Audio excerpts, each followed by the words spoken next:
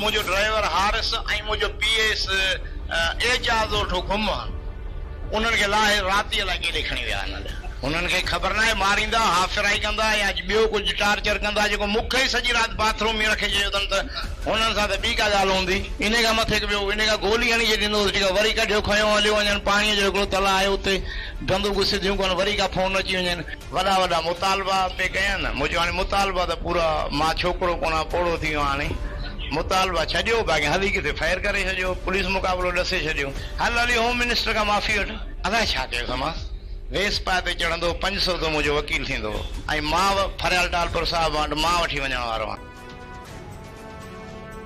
अॻूणे सूबाई सलाहकार इस्माइल डाहिरी जी मंशात ऐं गैर क़ानूनी हथियार रखण जे इल्ज़ाम हेठि गिरफ़्तारी। हैदराबाद जी अदालत जिस्मानी रिमांड वारे पुलिस जे इस्तदा खे रद्द करे खेसि जुडिशियल रिमांड ते जेल उमाणे छॾियो। हैदराबाद जे सेक्शन पुलिस इस्माइल डाहिरी ऐं संदसि गार्ड इनायत ओठो खे गिरफ़्तार करे 5 किलो चर्स ऐं गैर क़ानूनी क्लाशनकोव फ़त करण जी दावा कई हुई। अदालत में पेशी दौरान मीडिया सां ॻाल्हाईंदे इस्माइल डाहिरी चयो आहे त मूंखे गिरफ़्तार करे समूरी राति बाथरूम में रखियो वियो। चवनि था घरू वज़ीर जा माफ़ी वठ। मूं छा कयो आहे जो माफ़ी वठां वधि में वधि पुलिस मुक़ाबले में माराए छॾींदा घणो तंग कयो वियो त मुंहिंजो लाश मिलंदो।